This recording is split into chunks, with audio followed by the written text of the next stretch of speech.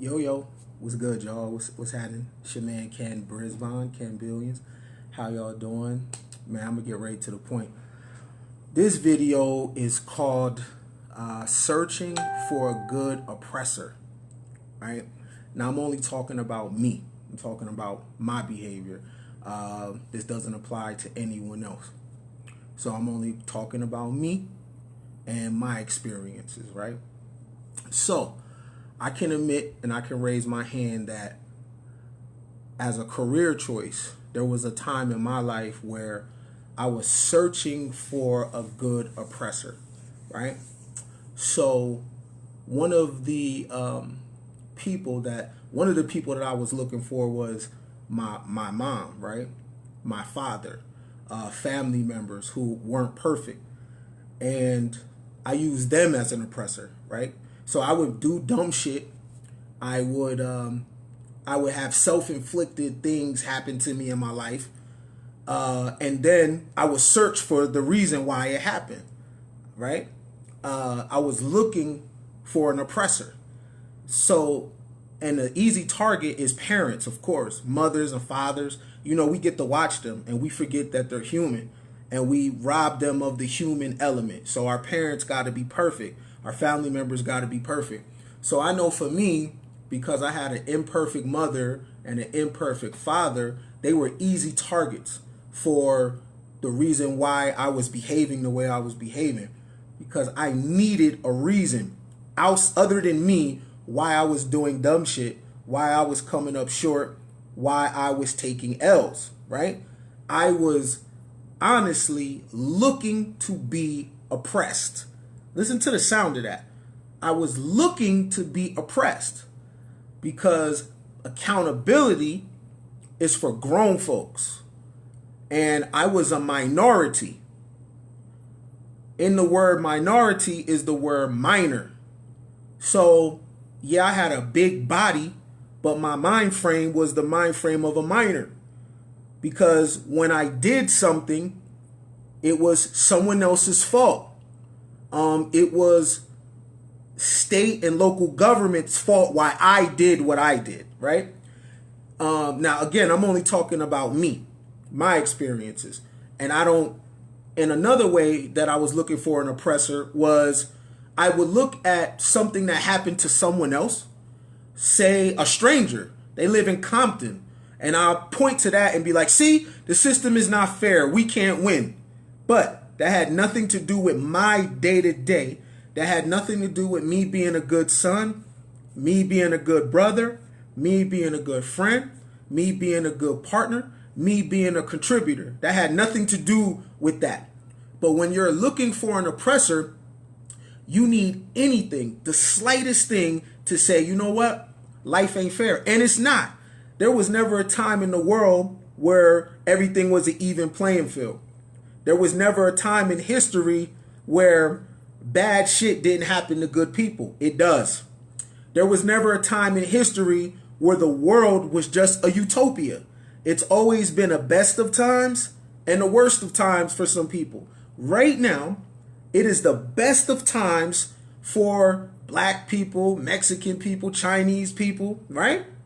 And then it's the worst of times for some people, black people, white people, Mexican people. Sometimes you're on the wrong side of history. It happens like that. So when you're looking for an oppressor, like I was, I'm speaking for me, when you're looking for an oppressor, you skip over the fact that the world isn't fair. And you go anywhere to find a reason why you're losing in life. Now, success is very subjective. However, my definition of success is performing at the maximum level in the particular field that you choose, or striving to perform at the maximum level of the endeavors that you choose, whether that's marriage, finances, health, right? Brotherhood, right? So success is just not tangible. Success to me is whatever you choose, you do it with all of your might. All right. So I can admit, I can raise my hand that a big portion of my life was spent not doing things with all of my might, right? So I would wake up in the morning and not have the most productive behavior and then say it's because the system is racist against me. I'm only talking about me. Listen to this. I would wake up in the morning with a negative attitude, unenthusiastic, unemployable, right? Bad teammate. Y'all like to use the word toxic, so I'm going to use that. Toxic energy. And then say that the man has his foot on my neck. Right? See, that was a good cop-out. Okay? Because we understand that the system is very tricky and it's an easy target to throw a dart at. So I would be underperforming, and then say the reason that I'm underperforming is because the system is racist. Mind you, I woke up and ate a McDonald's meal for lunch. Oodles and noodles for dinner. Personal choice. I didn't work out that day. I got into it with somebody that day. I did drugs that day, right? All that was personal choice. My personal choice. So, I was unqualified to say the system was picking on me because the decisions that I was making was based on my own desire, right? I was looking for an oppressor, okay? I would even find reading material that would support my mind frame in that I am being oppressed. I would look at something that occurred 2,000 years ago and use that as a talking point on why I'm failing in life. And I had every single thing available to me to catch a win, right? Because somewhere in my mind was a defeatist chip planted in my head that was telling me that I can't be shit. And the only way that I can be shit is if millions and billions of other people are being shit. Listen to what I'm saying now. Because when you're looking for an oppressor, you're going to look under the couch. You're going to look behind doors. All right? You're going to open the car hood and look for an oppressor. You're going to open your phone and look for an oppressor. The person next to you is going to be the reason why you're failing. When you are looking for an oppressor, you are aggressively trying to find a reason why your life is the way it looks, and it's everything except you. I'm only talking about me. Okay? So, I would say, look what happened. Look what's happening to the Africans. See, the system don't care about us. Now, when I was looking for oppressor, I didn't care about me, right? And in my search for an oppressor, I needed the system to be righteous, even though I was unrighteous. I needed police to be righteous, even though I was unrighteous. I needed my mom and my family to be righteous, even though I was unrighteous. Now, make this make sense. This is the mind frame that I have been in my life before when I was under victimhood mind control. I did not have control over my own mind. My mind was being dominated by narratives from the outside world, and I took it on as a belief system, and I began to believe that about myself. I'm only talking about me. I thought keeping it real was having rebellious behavior. I thought being real was having lack of things. I thought to be real and to be black, that I always had to be in opposition of things that were moving forward. I thought that type of knowledge over there was white man knowledge. Over there was feminist knowledge. Over there was the boogeyman. Over there was Monsanto. Everywhere that I looked, I seen an oppressor in every single thing. I seen an oppressor in the woman that I was laying down with. You know what, bitch? It's your fault that my life is like this. I seen an oppressor in my mother who was not perfect, and she shouldn't have to be. But you know what, Mom? You didn't set me up right. You're the oppressor. Oh, Daddy, you wasn't checking for me like that. So I'm going to skip over the fact that you've been through things in your life, right? Especially back then, because people didn't have therapy for the things they was going through. So I'm going to skip over the fact that you've been through things and you didn't get help for. And I'm going to go directly to me and what you're not to me. But you're not in control of my behavior. I'm just pretending that you are, because accountability is for adults. Accountability is for adults. Right? Let me tell you, when you're under mind control, some of the sick and twisted things that you'll do, and you'll still blame it on the system. Travel back with me almost 20 years ago. All right? I had two girls that I was seeing at the time. Put you in my business a little bit, just to let you know how sick victimhood mentality is. Right? This is how sick it is.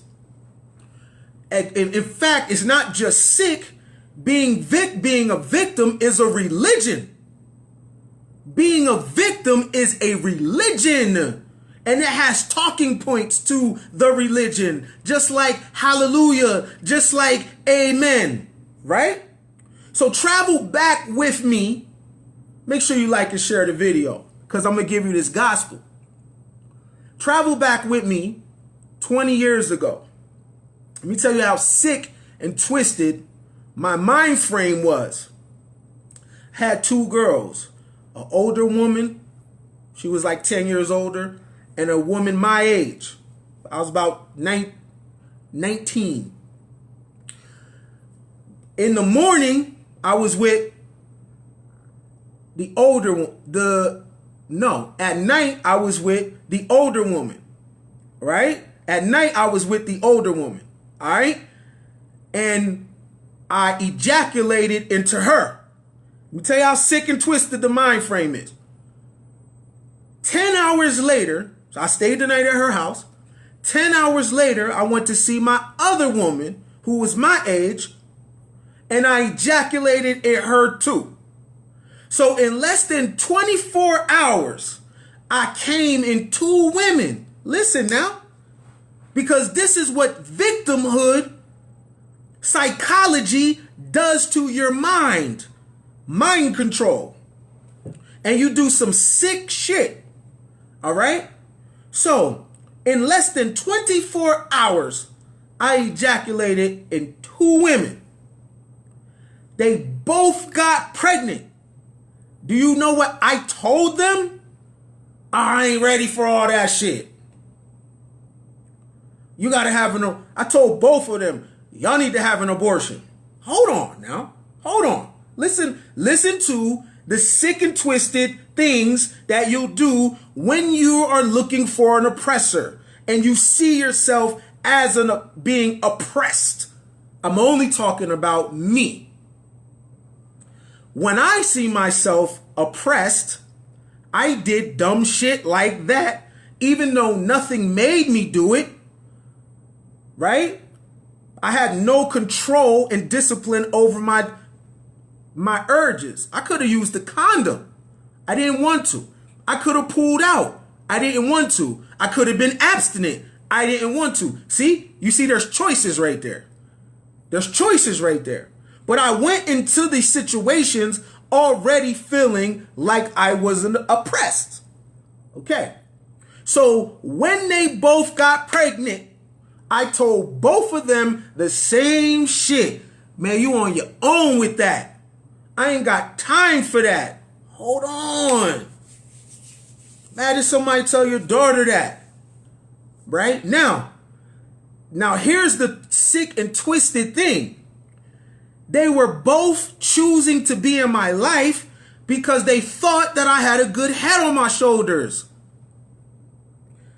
See? Look at the twisted thing of that. They were with me because they thought I had a good head on my shoulders. But when it came time to be accountable for my decision making, I said, hell no. So what that means is it does not matter how many books you read, because at that time I had a nice library all about oppression. So I could spit that shit like nothing. It was second nature. I could tell you about Che Guevara.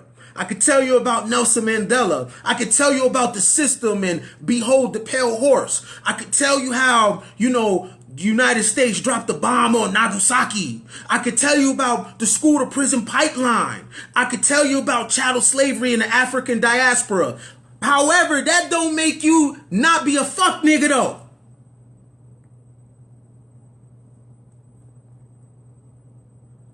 So you can read everything. You can get massive amounts of information, and only thing you're doing is layering a bunch of information on top of the fact that you see yourself as a victim. So I had a rhetoric that can attract a woman because women a lot like knowledgeable men. See, I had an older woman at that time too. She was like 10 years older than me. And she thought that I had a good head on my shoulders. Okay? Because the shit that I was spitting was sharp. However, the inside of me was trash. Because I was looking for an oppressor, and guess what I did? Right? I came in both of them, and now because they're pregnant, they became my oppressor. You see? I created a situation, and then when they brought it back to me, I'm like, oh, hell no. See, nah, man, I ain't ready for that. I had options: abstinence, condoms, pulling out. There was options. I didn't have to do that. I wanted to do that because I needed to feed the appetite of my oppression. When you have an oppressed mind, you have an appetite for more oppression. Your phone right now recommends things back to you. That's your appetite. So the things that you click on in your phone and you show interest, the algorithm gives you right back what you've been eating. So this is what happened to me. Because I had an oppressed mind and I was looking everywhere. Now I'm telling you, I'm keeping it real. I looked everywhere for an oppressor. And times when I didn't feel oppressed, I started scratching and itching like, hold on, man. I know I'm not happy right now. I know I ain't being blessed right now. Let me do some dumbass shit to offset the fact that my life is good right now. Oh, man, a dude got killed by the police in Florida. See, I told you. See, we ain't free. Bro, shit happens in life. What does that have to do with you? I'm just saying, though, you see they killed that brother? Right? See, I know what it's like making someone family based on pain. But would I have gave support for that man if he started a business? Probably not. Nah, I'm cool, fam. But you in pain? You my brother. Got shot by the police? You my brother. Yo, bro, you support my shit? Nah, cool, I'm fam. Now I'm going to use this 20 to go buy weed. I was looking for an oppressor, and I created it with those two women. Because the energy that they brought back to me after they told me that they was pregnant, now that's what I was looking for, yo. Oh man, you see, I created that. I immediately opted out of responsibility when they brought that back to me. I immediately told them, bitch, y'all gotta figure that out. Straight like that. I ain't ready to be no father, man. You got me fucked up. Right? Now, these same women thought that I had a good head on my shoulders. So what does that say about information? Information does not make you a stand-up individual. Information is just information. It's just tools you can use to navigate. However, it does not make you solid. What makes you solid, what makes you upright, is the will to conquer fear. I had a fear of not being a minority. In the word minority is minor. So all the potential I had, that was another thing. I was a master at getting someone to invest in my potential. But that's where it stopped, though. Because after that, I had no desire to go anywhere else because it was uncharted territory. It was uncharted territory. I had no desire to move forward. But I had a good potential. And that's what those women were seeing me for. They knew I had other women, but they see my potential and they chose my potential over their need to be first in my life. So, interesting. So those women at that particular time made a sacrifice. They knew I had other women, and they made a sacrifice and chose my potential over the standard of them having a one-on-one relationship. And I repaid them back by telling them, get an abortion. Not because it was the wrong time, because there's never a right time to have a kid. Not because I couldn't take care of a child. Not because they wouldn't been great mothers. No. I said that because I wanted to opt out of responsibility. I wanted to opt out of going past being a minority into being an adult. I wanted to opt out of having the answers for people. And I wanted to stop at just having potential. Because I was looking for an oppressor. And when you're looking for an oppressor, you will create an oppressor out of a blessing. You'll turn your blessings into curses. You'll turn people that came to give to you into enemies. Victimology is a religion. Is America fair? No. Where is? Is life fair? Nope. Things happen. Things happen in life.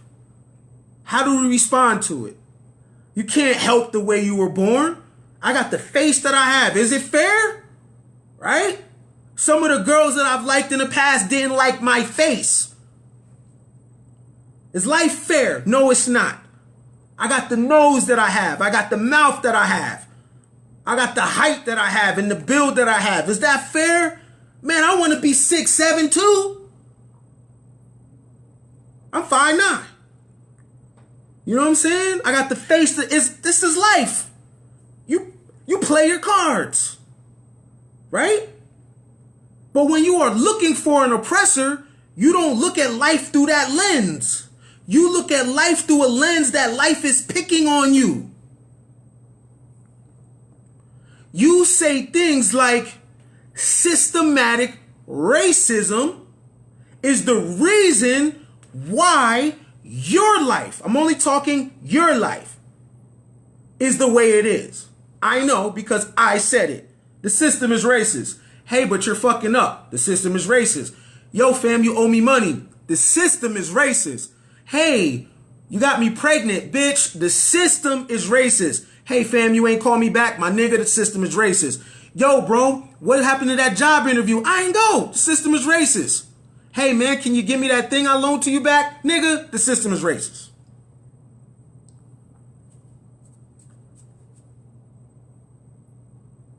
Check. Why am I saying this? Because we are in a time where the news cycle is so powerful, if you are not careful, you will go into the mind frame that I was once in, and only people praying for me got me out of it. If you are not careful, you will take on the religion of victimology. I don't want no money. That's white man shit. I ain't going to college. That's white man shit. What? Huh? You don't want no money? No. And if I do get money, the system gonna collapse. Every single thing that you touch and you think and you see, you turn it into something bad. That's a mind frame. And the way the news cycle is being pumped to you, if you don't protect your eyes and your ears, you will be an active member of the church of victimization. No matter what's going on, you are going to see yourself as less than. You are going to see yourself as unworthy. You are going to see yourself as purposeless. And everybody that comes into your life to seed into, you will make them into an oppressor. Do any of you know someone that's always getting into it with people and then they always play victim? What happened to such and such? Oh man, fuck them.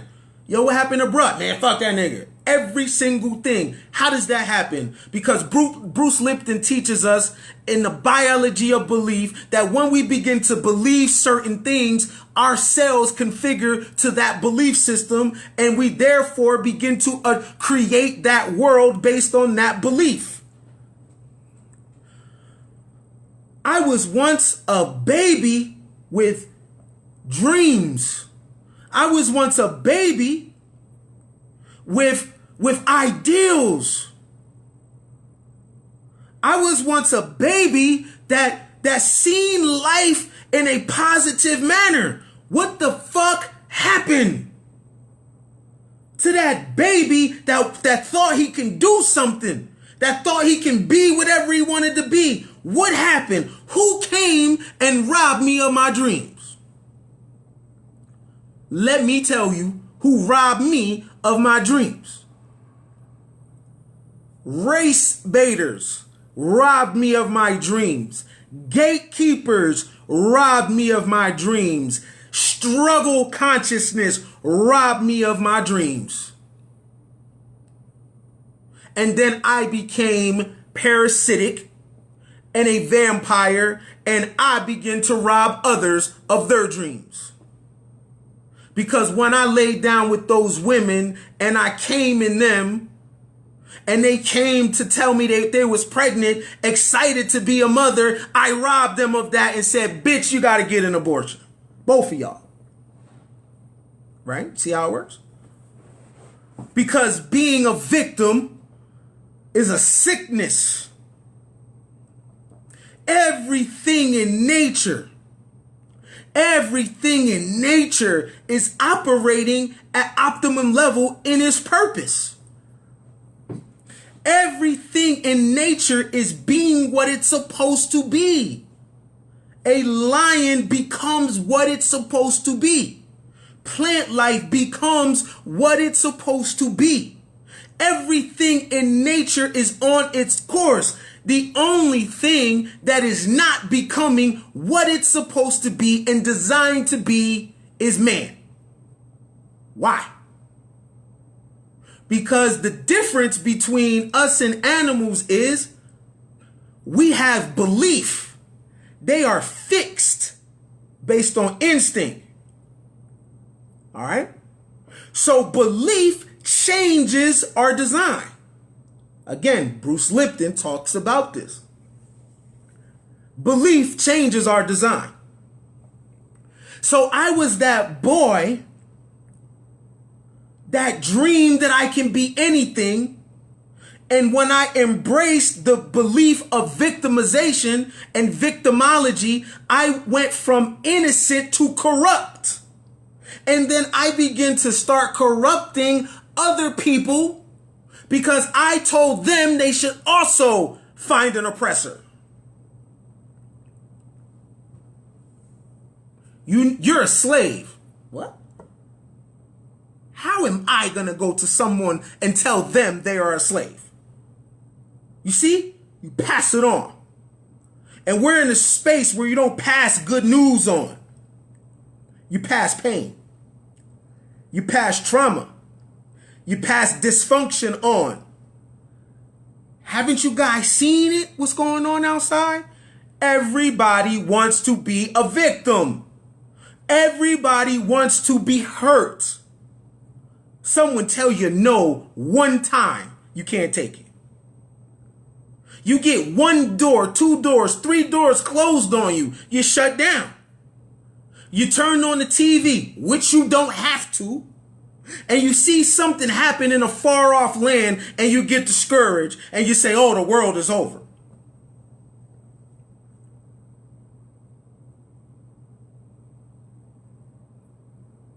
We are in a time where it's not producing productive people.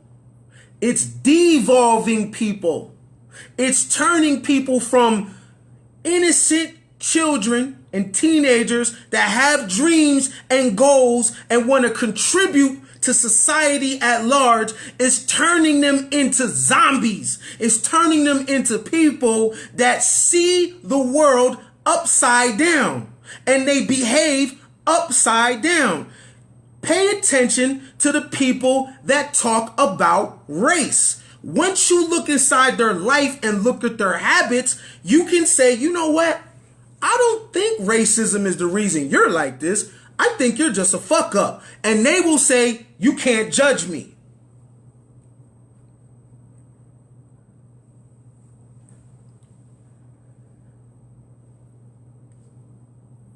Victimology, the religion of victimology is so powerful that you can't correct it. You can't challenge it. Have you tried to correct someone recently? Do you see how they respond to you? No one can be checked, but correction exposes your character. If we have a generation of people that can't be challenged and corrected, what does that mean for tomorrow? Huh? In order to achieve self-mastery, we have to be corrected. But victim consciousness does not allow for correction. I know, because I, Ken Brisbane, made a career at being a professional fuck up. And if you tried to correct me or challenge me or put expectations on me, you were now the oppressor. You see how it works? Basically, I was saying, I want to do the most irresponsible things, and you better not say nothing. And if you do, you are now the enemy, even though you came to me in love with correction.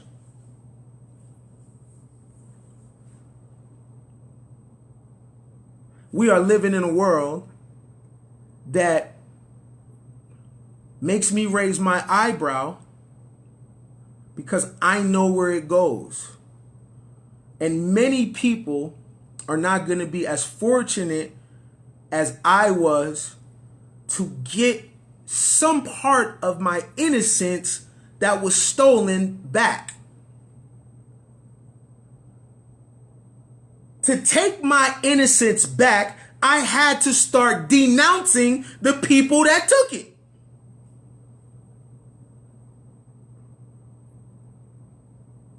I had to start denouncing the people that robbed me. The people that I once thought had the answers. The gatekeepers, the race baiters, right? Now I have to protect the one good eye I got. I see your comment. But I'm not a victim though. So that don't bother me. You feel me? That's a good example. You see the comment someone said, I know I got a lazy eye. Matter of fact, it ain't just lazy. I'm going to let you on a secret. I'm actually blind. So now you're making fun of a handicapped person. How does that make you feel? You feel me? But before, someone would say that to me and I would just melt down. You feel me? Because I'm not a victim, so I'm going to focus on my good damn eye and keep that joint going. You feel me? And I might lose my fingers and shit. And I done tore my ACL and I done dislocated my hip. But because I'm not a victim, it does not matter what happens to me. It doesn't matter what happens to me. I'm gonna keep on trucking. I lose a leg, then I'm gonna hobble to my goals. You know what I mean? I lose a hand, man, I'm gonna figure out how to carry it with the other hand. I'm right-handed. If I lose this hand, I'm gonna use the left hand.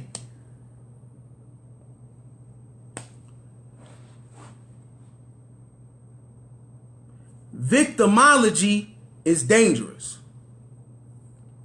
And when you see yourself as a victim, you are not just destructive to yourself, you are destructive to other people as well.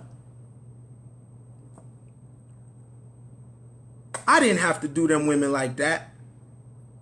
I could have got what I wanted out of them without being that person. I did not have to do that, right? I knew that they were with me based on perceived potential. And I took that and turned it into something else. And when you are a victim, you sink your teeth into other people and make them the same. Some of us been raped. Some of us been molested. Some of us been betrayed, backstabbed, abandoned, neglected. What if I told you that the way they talk about healing creates more victims? Oh, you gotta heal. I thought God don't make no mistakes. That's what the old people told me when I was growing up. The old people told me that God don't make no mistakes. So all the pain that I've been through, why would I heal it if God don't make no mistakes? That pain was for my purpose. I take away the pain, I also take away the purpose. So, it hurt like hell going through it. It was embarrassing going through it. It set me back going through it. But that pain is the reason why now I'm in my purpose. See, that's the way that I look at it now. Before, I looked at my pain as a problem. So you got two choices with those P's. Either your pain is a problem or your pain is for your purpose. Now you make the decision on how you interpret your pain. You can see an oppressor or you can see an opportunity. What are y'all going to decide? Is your pain your problem or is your pain a part of your purpose? You choose. And you have a right to choose independently. If your pain is a problem, go that way. If your pain is part of your purpose, then walk towards that. My pain was a part of my purpose. So I am thankful for the imperfections of my mother because it made me who I am. I'm thankful for what my daddy was not because I'm able to be who I am now. And I'm able to look at them with compassion now instead of robbing them of their human element, their flaws. Why am I able to do that? Because I'm not looking for an oppressor. But I was, though. Are you looking for an oppressor? Does the things that happen in your life, are you reading it wrong? Could it be the obstacles that are thrown at you is designed to make you bulletproof? The things that go on in your life, what if it's designed to activate the spirit of problem solving? What if the things that are occurring in your life are setting you up for the next season that you're going to go in? So are you being oppressed or are you being prepared?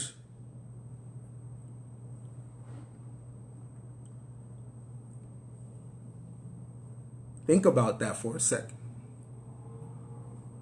Are you being oppressed or are you being prepared? Because if we go to the gym right now and we begin to lift heavy weights, especially if we're out of shape, if we begin to lift heavy weights, we're going to feel resistance. We're going to feel the steel telling us, hell no. We're going to get pushed back, right? Right. With that pushback, it is building strength and it is also reshaping how we look. So is the weight oppressing us or repackaging us and preparing us? I'm going to ask you again. How the country folks say it, one more again. I'm going to ask you one more again. Are you being oppressed or are you being prepared? Now, it's a group of people sitting in different places. Some people are being oppressed, and some people are being prepared. I'm going to move the people that's oppressed over there and let me focus on the people that are being prepared. Because the people that are being prepared are responsible for tomorrow. The people that are being oppressed are responsible for yesterday.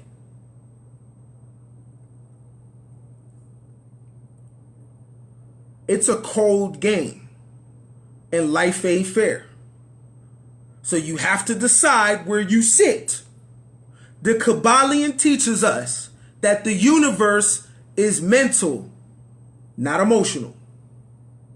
The universe does not like you. Nature does not like you. But nature and the universe respond to laws. It responds to commands.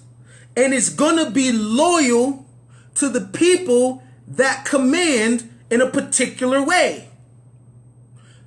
As of today, those people that I mentioned over here that are being oppressed, more than likely are being oppressed because the universe is responding to a command that they are pushing out of themselves. I thought that thoughts are things. What kind of things? So how come when something happens, the concept of thoughts are things gets removed and we be like, oh, that ain't fair? Is it possible? I'm asking a question because I know what it's like to look for an oppressor. So I'm not talking out of my ass because I know when I was looking for an oppressor, I found what I was looking for. So is it possible in America today, as of today, I'm not talking 1850, I'm talking today, 2020, if you are oppressed, is it possible? I just want to ask a question. If you are oppressed, is it possible that you attract that? Now, those people that are being prepared,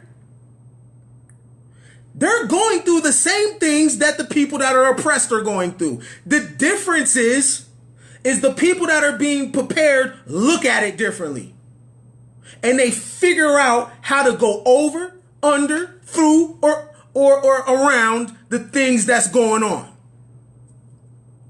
You got women that had babies as teenagers. 2, 3, 4 kids. Men done left, coming from poverty, been on welfare, system counting them out, who are now off welfare, who are homeowners, who have raised productive children. This woman had every reason to quit. And she did that in America. You have men that come out of jail with felonies and been gone 10, 15 years, and they begin to move faster than people on the street. What is the difference between these two people that I just said? They got everything going against them. How can they wind up moving forward and the other people have not? What if we ain't all the same?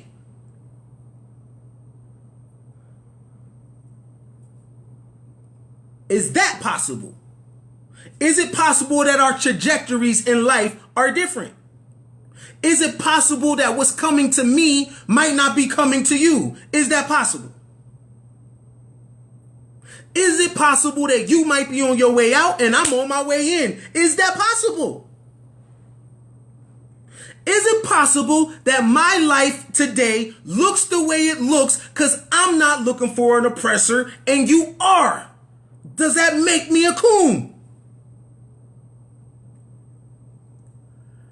Does that make me an agent provocateur?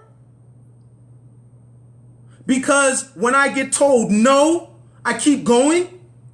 When I fall and hit my face and look stupid as hell, I keep going. You stopped. Oh, but police brutality, that existed before I was born. Do I stop moving forward? Do I stop? What if the system doesn't change?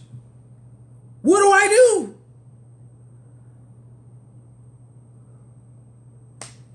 What if there is no legislative changes that occur to improve my life? What do I do? I only got one choice. And because I choose to look at my oppression as me being prepared, I don't walk around saying Black Lives Matter. I'm talking about me.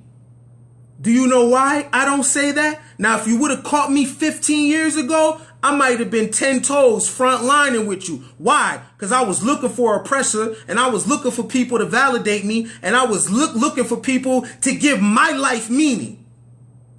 Make my life mean something to me. Be kinder to me so I can exist. Stop being mean so I can live my dream. What? Life don't work like that. Life don't work like that. You go through objects.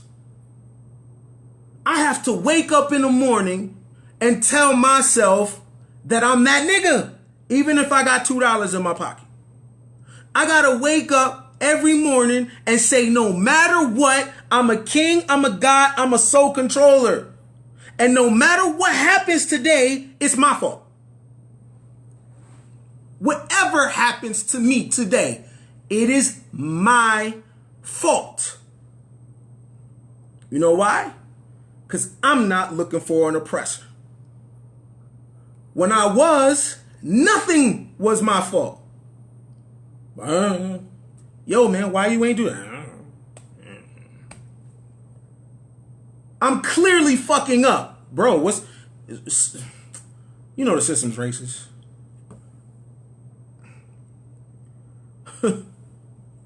I'm mistreating people.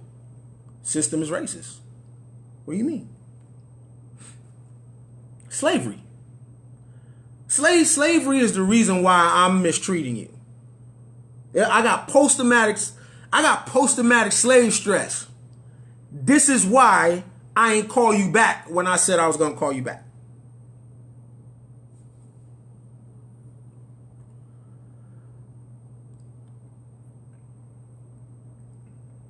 Fortune favors the bold. You can be whatever you want, even nothing, if you choose to, right? Life's going to throw you curveballs. It threw me one. I can't see, right? I can't see. So when I'm out and about, I have no depth perception. I can't tell how far something is. I can't see, right? Life threw me a curveball. I used to could see though. Someone poked me in the eye playing sports, and that was it. It detached my retina, right? But I used to could see. Curveballs, life, right? You see, life does that to you. But I've also had blessings happen to me at the same time when I least expected it. Someone seeding into me. So the same way my vision was taken from me, things also have been given to me.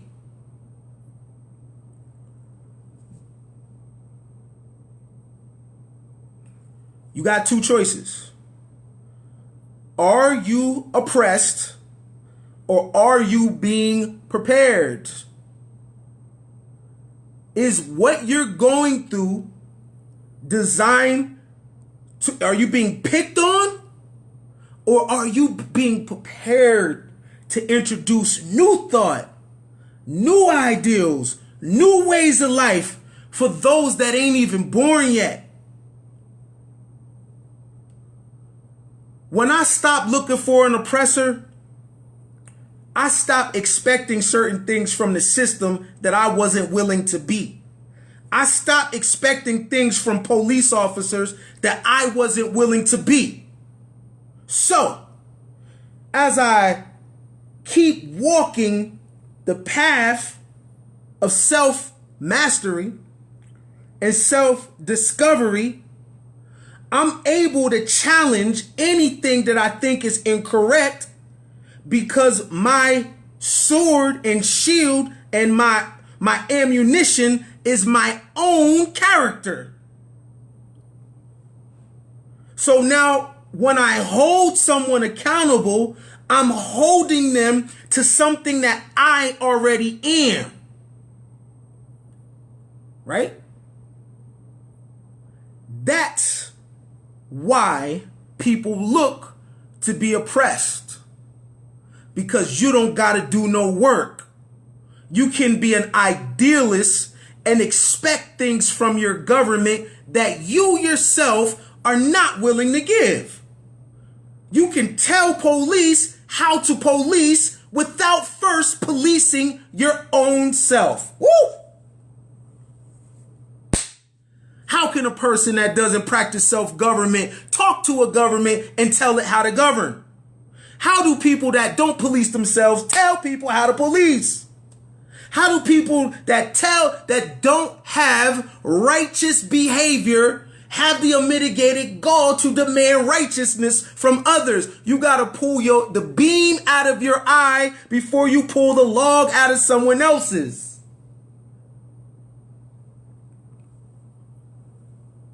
Self-mastery is work, yo. This shit is ugly, right? It's shadow work, yo. It's ugly, man. It's boring, yo. You miss out on your desires. You got expectation. Woo! My feet used to do this when someone expected more from me. Don't challenge me, but continue to invest in my potential, even though I'm not going to show up. Man.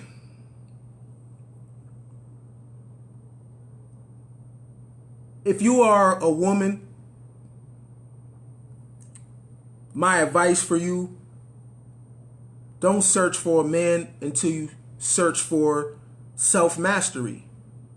Because whatever happens in that relationship, without self-mastery and without a shift in your perspective, every man you find is going to become your oppressor. If you a man, don't look for no woman until you begin to do the ugly thing of going to the darkest place on earth, and that's inside of us. Triple black darkness. Don't bring no woman in your life, because then you're going to have to try to do that part in the relationship. And the relationship is a thing and an entity of its own. So while you're working on your self-mastery in the relationship, by the time you get it, you're going to be 15 years in the relationship and you never got to work on that. So you got to see things conceptually and deal with it abstract as boxes, all right? This is my relationship. This is my work life. This is my parenting. All right, this is where I'm at right here. Boom, boom, boom. This is what I'm working on. And understand, you can only master yourself. You can't master black people. You can't master the system. You can only master this three-dimensional reality, this little window that you keep seeing, this movie that you watch, this Ready Player One game. That's the only thing you can master. So while you're running around trying to uplift the community, You're forgetting to take care of yourself, though? So you got all this baggage and all this junk and all these fears and all these traumas and dysfunctions. But you got mutant powers for other people, though. No. That's you looking for an oppressor. Because the number one oppressor that you're afraid to face is your own thoughts. So, Donald Trump is the problem. Right? Barack Obama was the problem before that, right? And then before that, it was Bush. And before that, it was Clinton. How come you keep having these problems? Right? Everybody's a problem. Everything is a problem. Now it's Karen. Karen is the problem now. Karen's the problem? Karen is your problem? The system? It's the system? What that got to do with you being a mother and a father? What that got to do with you being a good teammate? What that got to do with your parenting? What that got to do with you giving maximum effort? What that got to do with anything? What that got to do with anything? Ain't nothing gonna change so you can get where you gotta go. Life don't work like that. People lesser than you have done more than you in harder times. Think about what I just said to you. People that are not as smart as you have done more than you in harder times.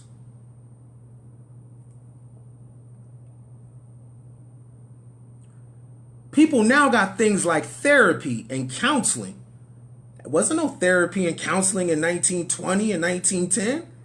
Whatever life threw at you, you had to deal with it. You didn't intellectualize the things that you were going through in your life. Oh yeah, it's this. Oh yeah, no, it's that. Really? So again,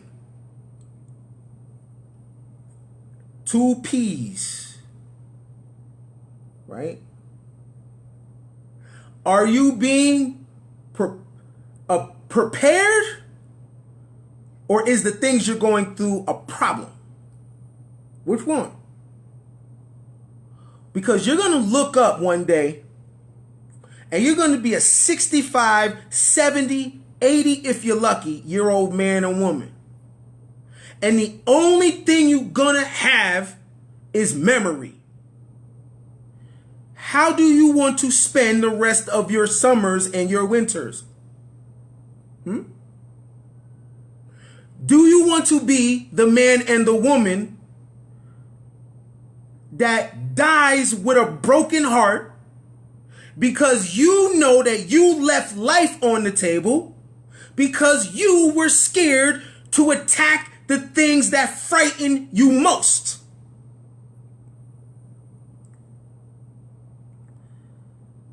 The number one thing, in my opinion, that frightens people the most is self-government.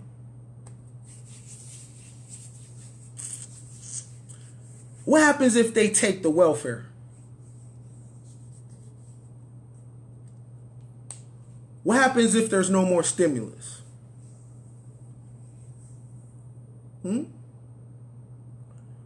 What happens if people don't do for you anymore? What happens if people don't condone bad behavior?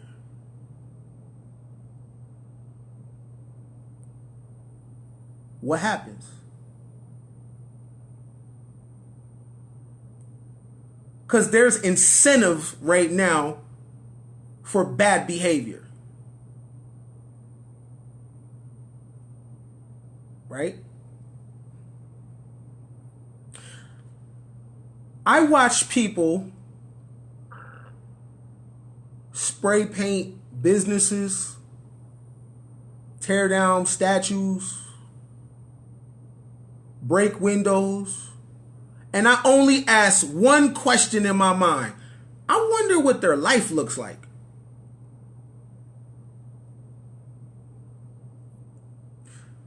I wonder if those people overcame their childhood fears. I wonder if they got a good relationship with their mother and father.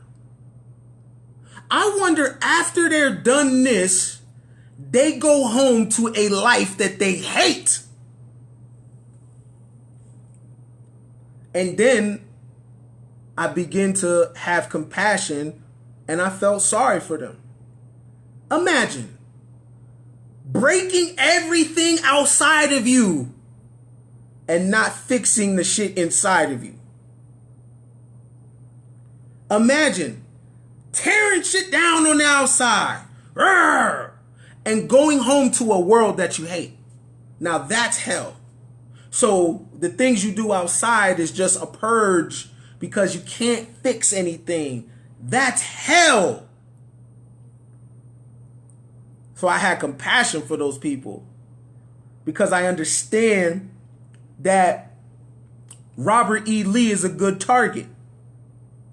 Columbus is a good target.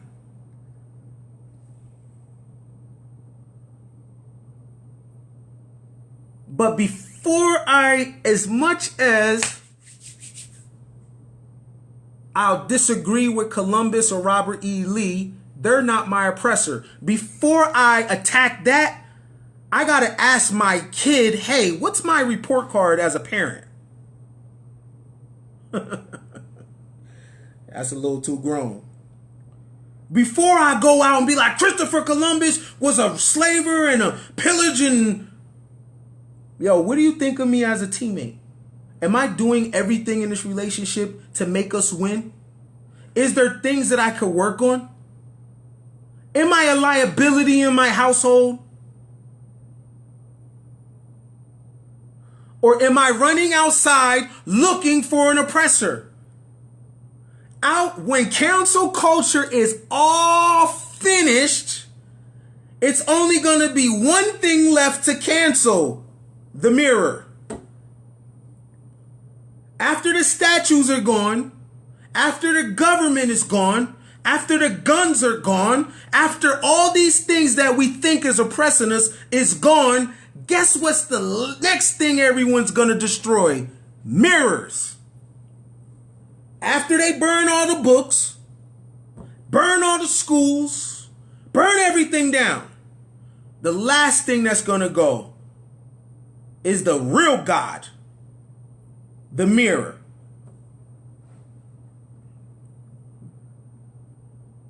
Everybody done canceling shit. They're going to run back in the house and be like, you done threw away all the things. You done destroyed all the things. And then all of a sudden, you're going to look over and you're going to see your reflection and you're going to hate what you see. And you're going to break that too. But the thing about the mirror that's so interesting is that even if it's shattered, you can still look and see your fucking reflection. So now you gotta scatter it everywhere. And then you're gonna look for an oppressor.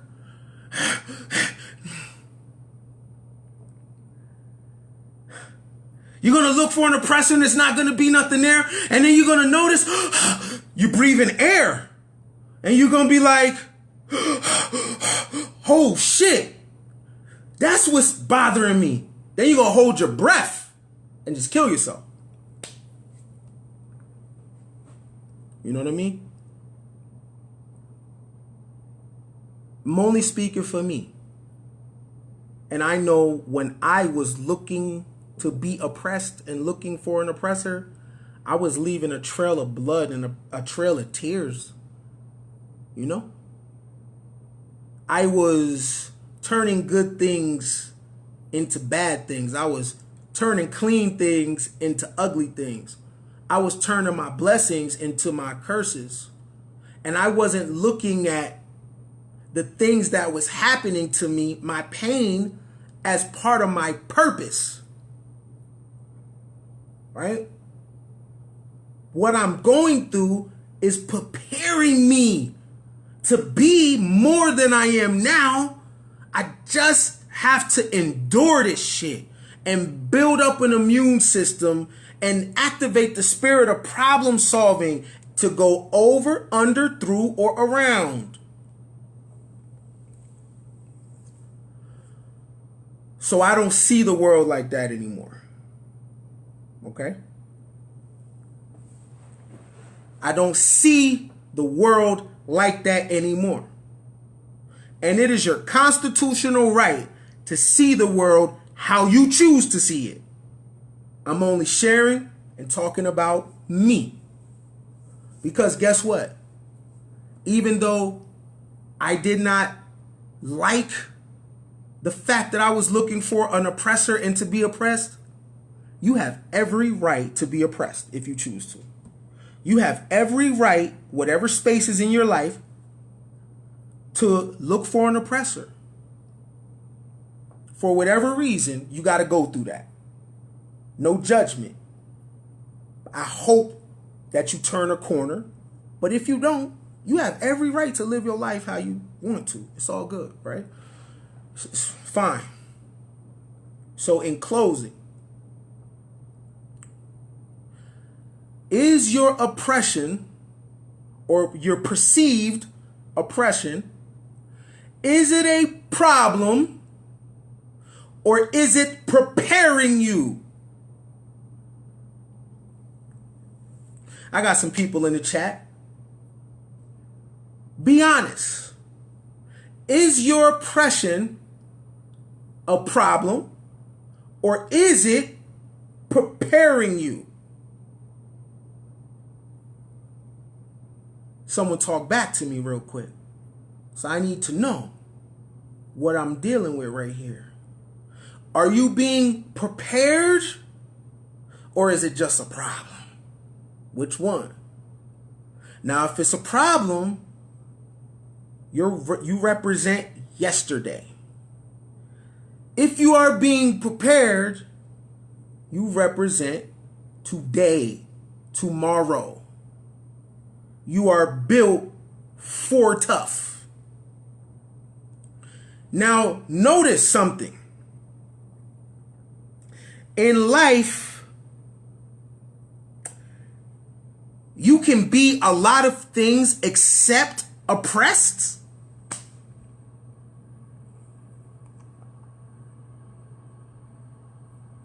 If you make a declaration and say you're not oppressed, do you know people will call you names?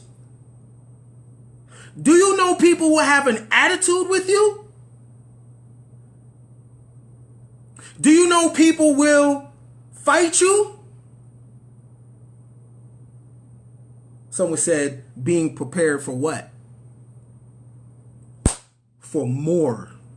What do you mean for what? Being prepared for tomorrow. Being prepared for the future. Being prepared to be the innovators. Being prepared to be the creator of new ideals, new concepts, new ways of living. Being prepared to be the example. Now, I always learned, when you come in a room late, shut the fuck up and ask questions. Because if you start talking, you don't know what you're talking about. There's always a time to shut the fuck up. Never go into a room that already been starting and start asking questions. You just came in. That's one of the things that I learned when I was coming out of my oppression. I need to shut the fuck up.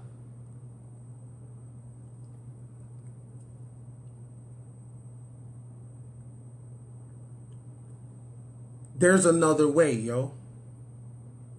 You don't gotta be oppressed. In fact, people are lying to you to rob you of your innocence. To rob you of your creativity, to rob you of your genius, because there is profits to be made on you not being shit. You can sell courses on you not being shit. Dating coaches make millions because you can't find a man. So what I need for you to do, sis, is to be fucked up in the head so I can create a course so you can find a man. I need you to be oppressed so I can sell you information from 1750 to say, look, yeah. Do you know that your pain makes other people bucks? And do you know the people that are telling you you're oppressed? Do you know they don't preach to you what they themselves practice? It'd be whole millionaires telling you, oh, America's a shitty place. How come it's working for you?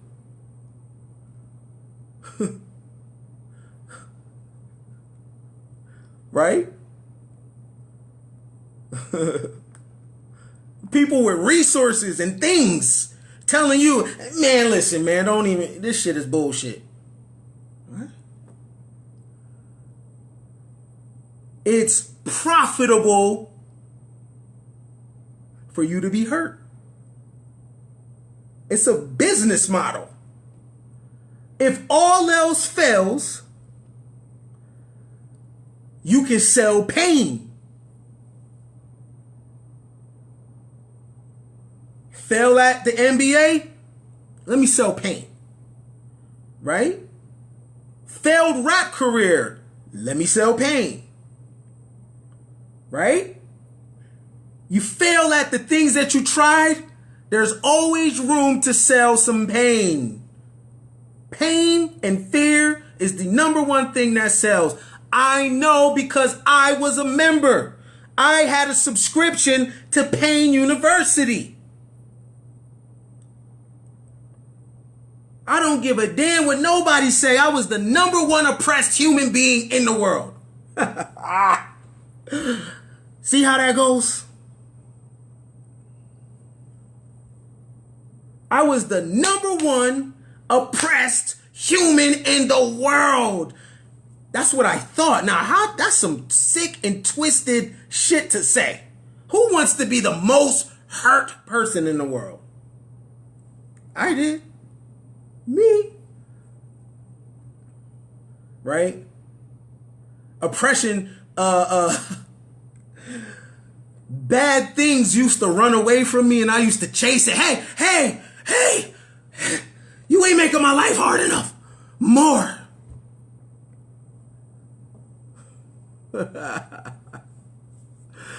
I would travel to and fro to find pain.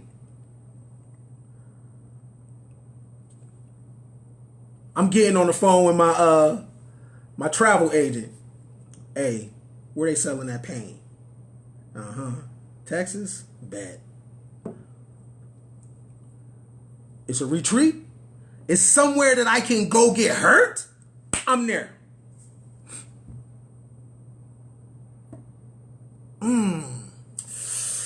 This woman is being too nice to me. So I'm going to make her into a punching bag and see how, not physically, I'm going to make her into a punching bag and see how much bullshit she can take from me to prove she loves me. Holy shit. One of the sicknesses of a victim mentality is when good things happen to you, you're surprised. Man, what's the catch? Listen to this. If we live in an abundant universe, then how can we say something like this? If something sounds good, too good to be true, then it usually is. What kind of mind frame is that? How come it just can't be good? What that's saying is, I can't have everything. If something sounds too good, it usually is. Yup. Yup. Listen to that. In a world that's abundant, we can say, if something's, listen to the psychology, listen to the thinking. If something sounds too good to be true, then it is. It's too good to be true. It's too good to be true. But it can be all bad though. There's no ending to the badness. But there is an ending to the good. See?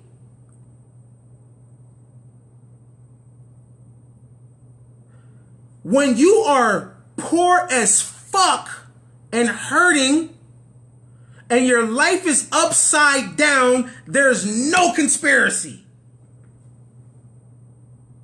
But when you are winning in your life, you had to get that by evil methods. See? When you go to the church and the university of victimology, this is the things that you think.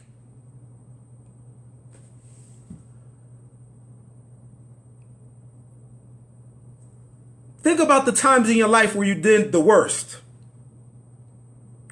No one said anything. It was, oh yeah, you know, things happen, blah, blah, blah, blah. But no one said anything though, right? It was all good, right? The moment where you start lifting yourself out the grave and becoming more, now you think you all that. Oh, now you must have got over on somebody. Hold on. But when you was hurt, laid flat on the ground, damn near dead, there was nothing wrong with that. You see? Without even knowing it, we convert people to be part of this membership of victimization. We touch someone else's shoulder and they become that too. It's like The Walking Dead. We infect each other. It's in the language. Oh yeah, man, I just got this little job. Right? Look how we minimize something that just happened for us. That's great. See how deep the psychology of oppression is? Right? Look, do you see it? Oh yeah, man, yeah, I just got this little new car. We have to automatically take it down on this level right here for ourselves and others to understand it. We got to kill a blessing. Dope shit yeah, man, I just started this little business. Everything is little. You notice that? Victimology is a religion, just like Islam, just like Christianity. Same thing. Oh yeah, man, you know, yeah. I just worked my ass off for the last 5 years, and I just copped this little house.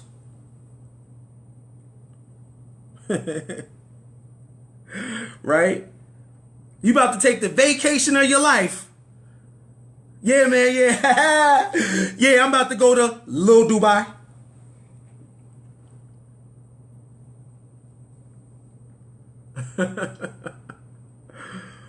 Oh, man. Yeah, man, yeah. Yeah, man, I was just performing. Yeah, it was 20,000 people's there. Yeah, man, it was crazy. They were saying my name, bro. I performed for this little crowd. It's in the language. Last time I'm asked, is what you perceive as oppression a problem, or is it preparing you for purpose? Question. Are you in your purpose right now? Just because you're going through life and things aren't going your way right now, don't mean you're not in your purpose. Just because you're not the most comfortable that you would like to be right now, don't mean that you're not in your purpose. Just because someone didn't call you back, or your money is a little funny, or it's coronavirus, or your job, your income is doing this, don't mean that you're not in your purpose. It means you are persevering. It means you are being tried and you're willing to be tried again.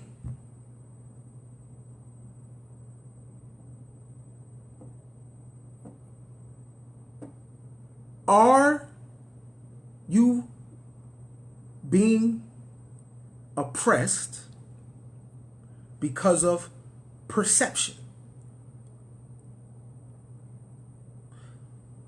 What if I told you, and I'm individually, because everybody can't go, but I'm talking to you out there in internet world. What if I told you that you can change your life in 21 days? All you have to do is practice alchemy. Turn base metals into gold. All right, let me simplify that. Turn your negative thinking, your negative outlook, your negative approach into a positive approach. Doesn't necessarily mean good. It just means positive. It's an addition. It's extra. In 21 days, you can be different. All you got to do is change your mind. Whatever you're thinking now, and whatever is the fuel to those thoughts, kill it right now. I dare you. Question. If you start to think that you're not oppressed anymore, what bad could happen? What's the worst that can happen? Because what's the ROI on that thinking in the first place? What have you received that's beneficial from how you've been doing? And if you're receiving everything that you would like, continue what you're doing. But what if what you like is killing you?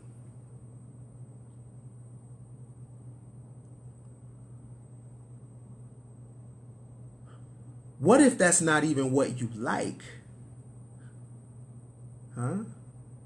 What if what you think you like was an ideal planted in your head?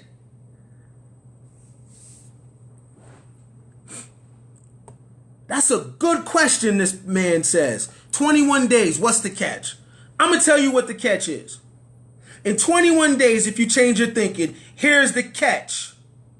You might not be friends with the people you're friends with. You might distance yourself from family members. People might call you names. I'm going to tell you the other scary things. People might expect things from you now. You might have to over-deliver now. Huh? You might be in unfamiliar environments and you have to adjust. Huh? That's the catch. I'm not selling you anything. Not yet, anyway. But not right now. I'm not. What I'm selling you is a choice. Take it or not. I'll be a coon. I'll be an agent. That's fine. If one person goes forward for the better and they conquer their fear and they're a different person and they max out on their potential, then my cooning was fucking worth it. And if my cooning produces better individuals, I fuck around and might make cooning a career. Shit. If it produces better humans, then damn, I might, this is what it does. Cool. It makes women function at a higher level and guys function at a higher level, and it makes people get their goals accomplished, and it makes people productive and confident and have courage and bravery, and they wake up with gratitude. Cooning ain't so bad then. Because when I was being real nigga, I was fucking people up.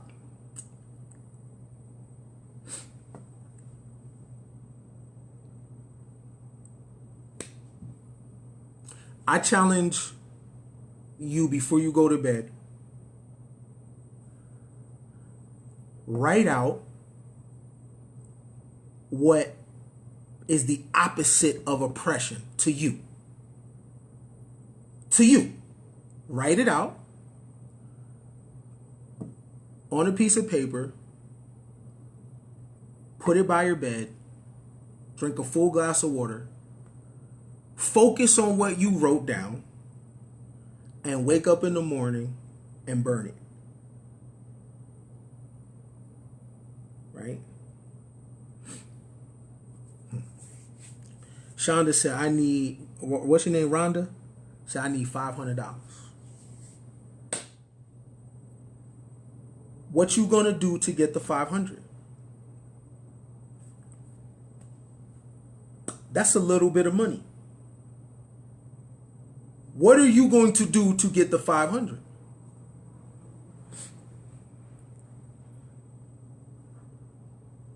If you actually look at that 500 as a little bit of money, you'll get it. Because in hindsight, it is a little bit of money.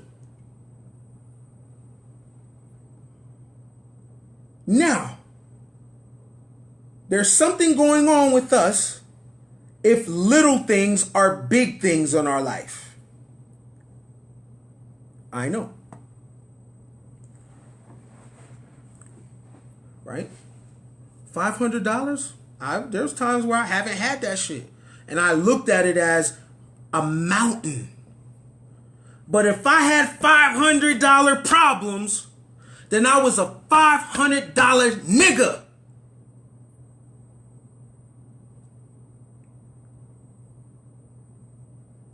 Can't make shit happen. Can't make nobody better. Can't make no move.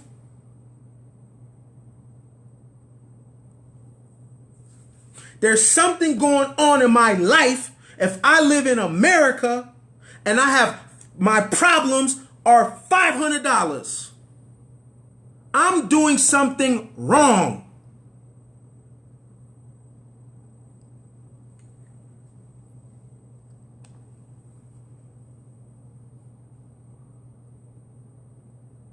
Any of y'all been to the grocery store lately?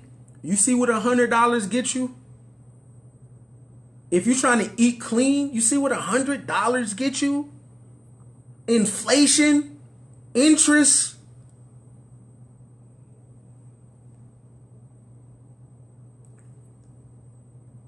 Whatever God you got, we want to, whatever you pray to, altars, whatever. Part of the oppression that's in our mind is we make little things big things. The Wizard of Oz was a very little man able to do tricky things. It appealed to your fear. The lion didn't think he had heart. Yo, the Wizard of Oz is so layered with so many jewels. Dorothy thought she was somewhere else. She was home. The lion didn't know he was a lion. The scarecrow didn't think he had a brain. What was the Tin Man looking for? A heart? It's a movie and a play based on trickery. You tricked out of things that you already have. The wizard, you pull back the curtain looking for this big monster, and it's a little frightened man like this, scared. It's like, you've been doing this to me?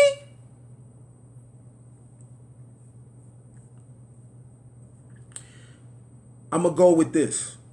What you perceive as oppression are little ideals that have been planted in your head. You got to protect your eyes and your ears. Be careful what you watch. Be careful what you listen to. Be careful what you engage in, because those little ideals get in your head. And that's how it starts. So before I go, I offer you this. The future is dictated on what you do now. They thought the Philosopher's Stone was literal metal being turned into gold. But it's a concept. Turning one thought that's low into a higher thought and manifesting that. That's magic. In 21 days or in a month or however long you need, if you're able to transform what you are now into being more efficient, being more productive, being smarter, being more tactful, being more strategic, and so on and so forth. If you're able to do that, you are a magician, because no one thought you would be more than what you are now. Are you looking for an oppressor? Peace.